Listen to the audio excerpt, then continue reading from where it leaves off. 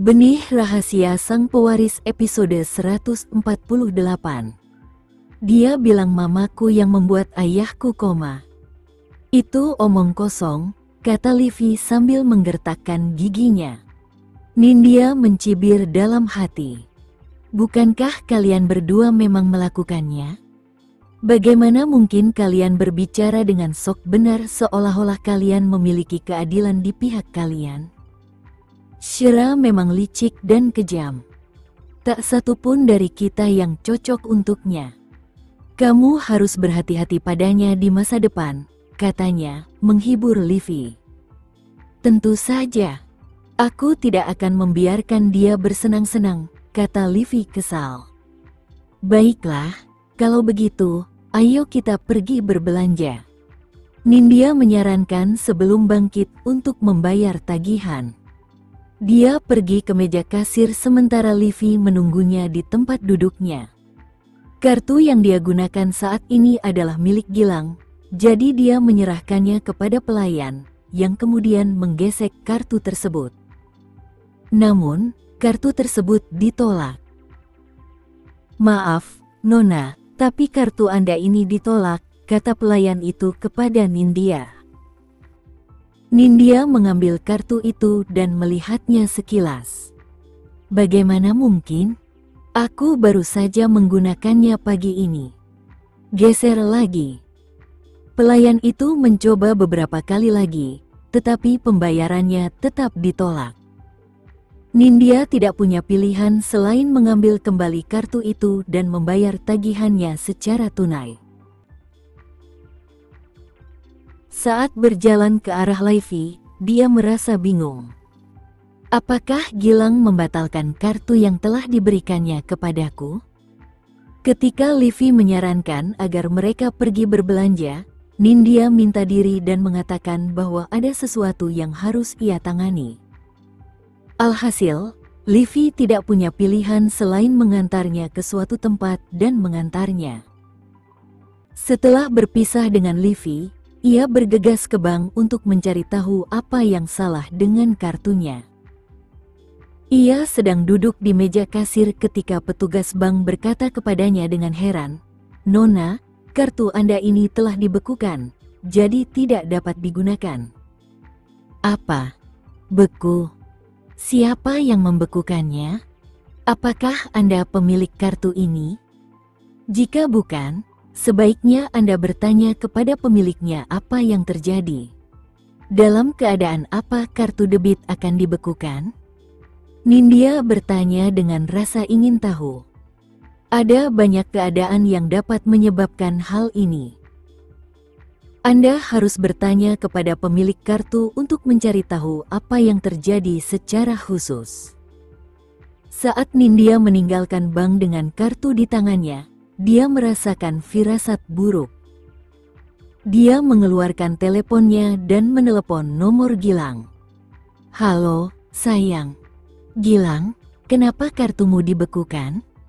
Aku tidak bisa membeli apa yang aku inginkan." "Apa? Tunggu sebentar." Gilang sedang memeriksa pesan di ponselnya. Dia tidak sempat memeriksa ponselnya karena terlalu sibuk dengan rapat. Dan benar saja, ponselnya mencatat pemberitahuan dari bank yang mengatakan bahwa semua kartu bank atas namanya telah dibekukan. "Nindya, aku akan meneleponmu lagi sebentar lagi. Kartu itu tidak bisa digunakan untuk sementara waktu." Dalam hati, dia juga cemas, karena dia tahu siapa yang melakukannya, Shira.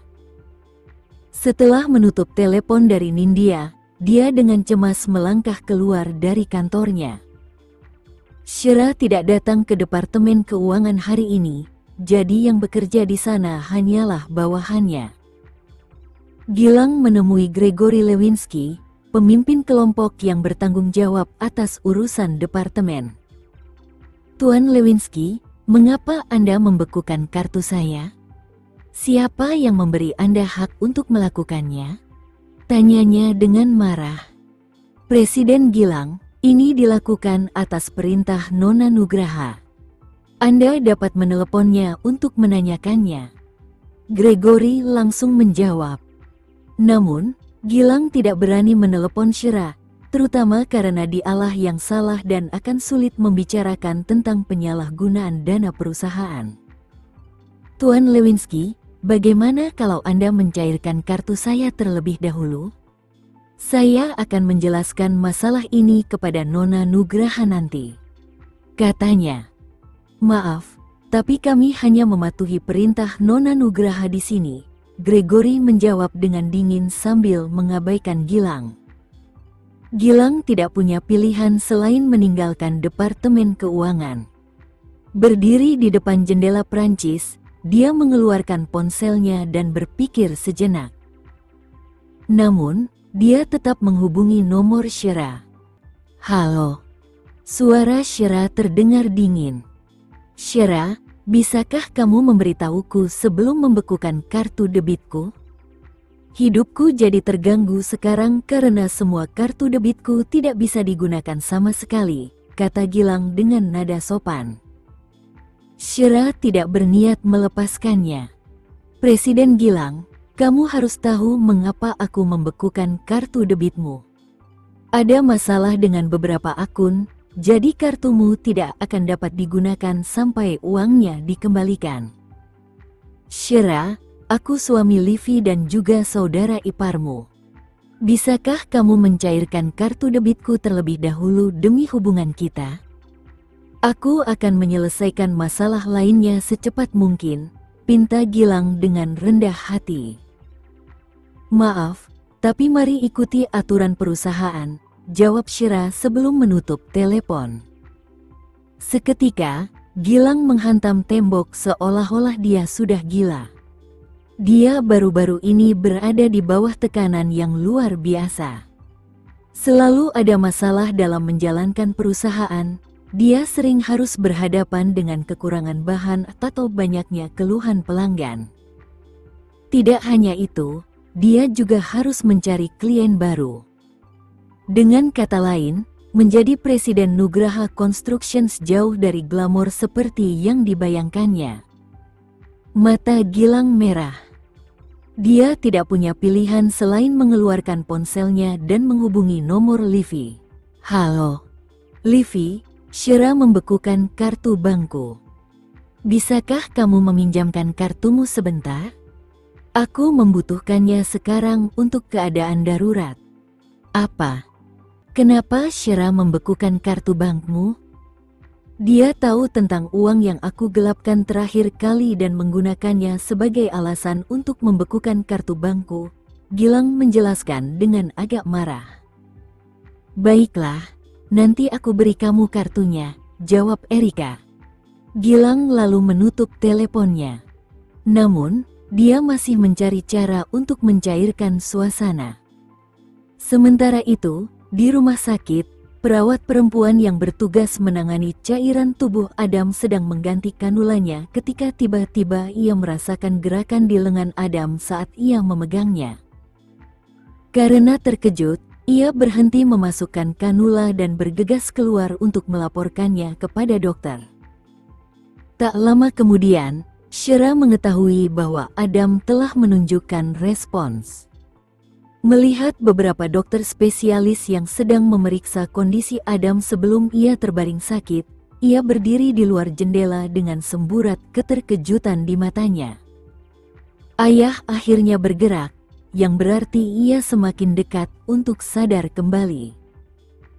Tepat pada saat itu, perawat yang bertugas mengganti kanula Adam datang menghampirinya dan berkata, "Nona Nugraha, saya yakin ayah Anda bergerak."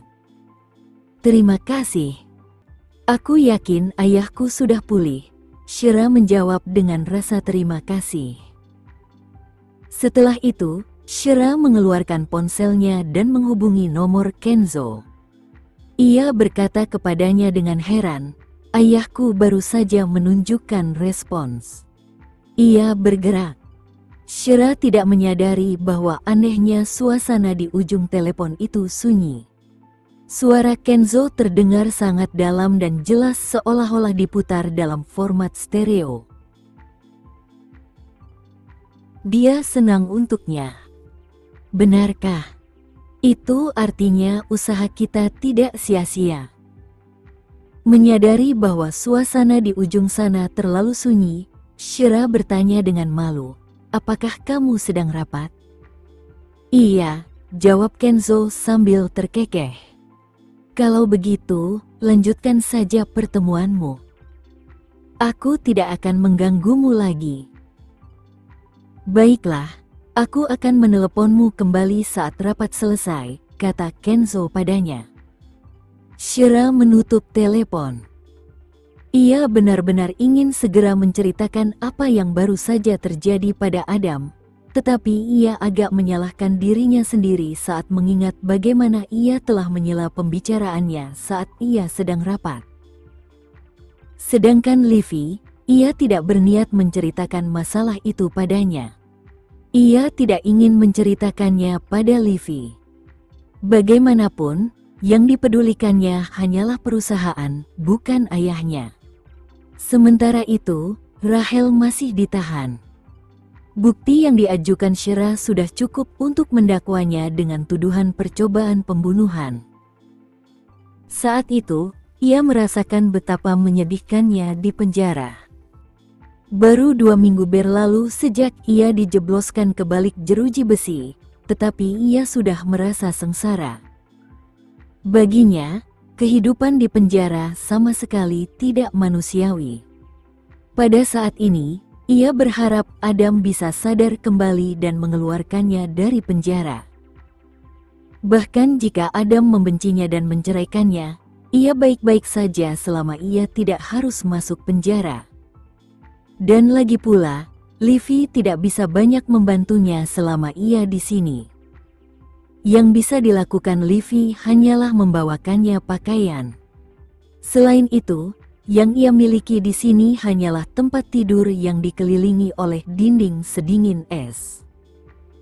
Ia mendambakan kehidupan di luar penjara, tetapi ia juga takut dengan apa yang akan dilakukan Shira padanya.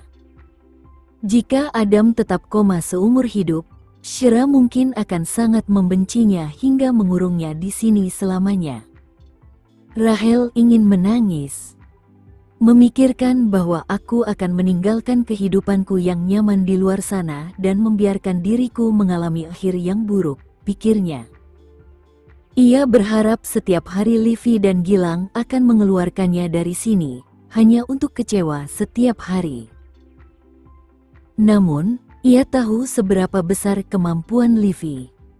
Yang terakhir pada dasarnya sangat manja dan tidak memiliki kemampuan untuk berbicara. Rahel juga menyesal tidak membesarkan Livy menjadi seperti Shira, yang dapat mengesampingkan segalanya terlebih dahulu untuk menyelamatkan ayahnya. Sore harinya, Livy membawakan Gilang kartu bank, ingin mengajaknya makan malam di malam hari sebelum menghabiskan waktu bersama. Lagi pula, sekarang mereka sudah menjadi suami istri, dia juga ingin tidur dengannya. Namun, Gilang menolak ajakannya makan malam, dengan alasan bahwa dia harus bekerja sampai larut malam karena dia terlalu sibuk dengan pekerjaan di kantornya. Livy adalah orang yang tidak bisa diam saja.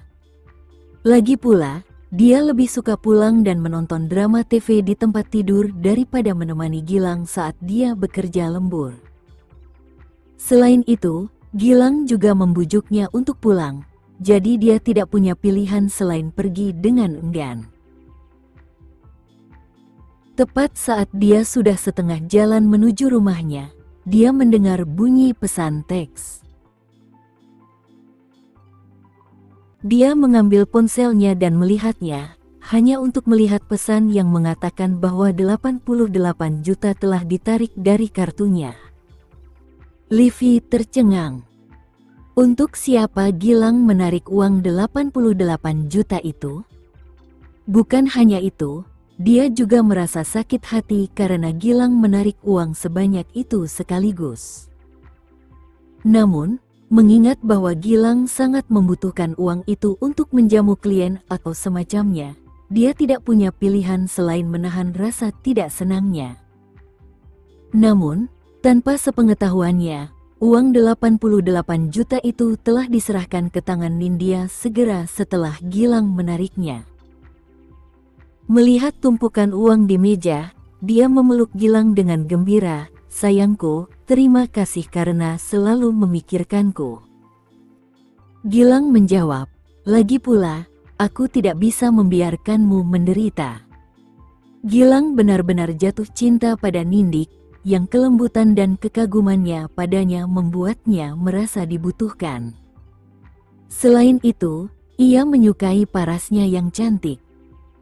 Parasnya, yang agak mirip Shira, sering membuatnya terpesona. Sementara itu, Livi menyetir kembali ke rumahnya ketika tiba-tiba ia melihat lelaki yang sama dengan ayah kandungnya berdiri di dekat tembok dekat gerbang. Terkejut, ia langsung keluar dari mobilnya. "Apa yang kau lakukan di sini? Siapa yang memberimu izin untuk datang ke sini?" Livi tidak menunjukkan rasa hormat padanya, seolah-olah sedang mengusir pengemis. Namun, pria itu langsung meminta uang kepadanya sebagai ayahnya. "Livi, aku butuh lebih banyak uang. Ayahmu kekurangan uang di sini." Livi merasa jijik. Ia membalas dengan nada mengejek, "Siapa yang bilang kau ayahku? Minggir dari hadapanku. Aku sama sekali tidak ingin melihatmu. Bagaimana bisa kau meminta uang lagi setelah aku memberimu lebih dari 30 juta beberapa hari yang lalu? Apa kau menganggapku mesin ATM?" Namun, pria itu telah mengetahui latar belakang keluarga Nugraha. "Bagaimana mungkin kamu tidak punya uang? Adam itu kaya. Dia punya perusahaan besar dan aset lebih dari 20 triliun. Bagaimana dengan ibumu?" Pada saat ini, Livi agak membenci Rahel. Mengapa Rahel memilih pria kelas rendahan seperti itu untuk menjadi ayahnya? Dia hanyalah pria tak berguna yang tidak berguna. Itu uang keluarga Nugraha. Apa hubungannya denganmu? Kau putri kedua keluarga Nugraha, jadi kau pasti punya uang. Aku tidak butuh banyak, Livi. Beri aku 40 juta lagi, dan aku janji tidak akan muncul lagi." Mendengar itu, Livi langsung percaya padanya. "Benarkah? Kau tidak akan muncul lagi? Kau putriku. Sekarang setelah kau baik-baik saja, aku senang karenanya. Aku tidak akan muncul dan mengganggumu dan ibumu." Livi kebetulan punya uang 40 juta di tasnya, yang baru saja ditariknya dari rekening banknya. Setelah mendengar perkataannya, dia mengeluarkan tasnya dan mengeluarkan setumpuk uang kertas dari dalamnya sebelum menyerahkannya kepadanya. "Sembunyilah sejauh mungkin, dan jangan biarkan aku melihatmu lagi." Wajah lelaki itu berseri-seri karena senang saat menerima uang itu. Tentu saja. Namun, setelah melihat ini, Livi merasa semakin jijik. Ia bahkan merasa dirinya kotor karena darah pria itu mengalir di nadinya. Betapa ia berharap menjadi putri Adam, seperti Shira. Namun, selama tidak ada yang mengungkap asal-usulnya, ia akan tetap menjadi putri kedua Adam dan wanita muda kedua dalam keluarga Nugraha. Dalam hati, ia bertekad untuk merahasiakannya seumur hidup. Namun, dia tidak tahu bahwa asal-usulnya bukan lagi rahasia. Bibi Ranti, pembantu di rumahnya, telah mengetahuinya.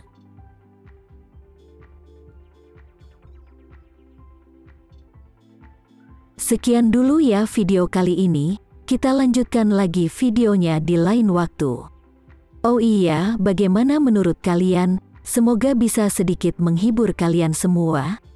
Untuk teman-teman yang baru nonton, jangan lupa subscribe ya, hehehe. Dan kalau teman-teman ada yang ingin gabung langganan, bisa langsung gabung saja untuk dapat fitur yang menarik dan sedikit membantu Mimin. Terima kasih banyak sudah menonton, sampai jumpa lagi, bye bye bye.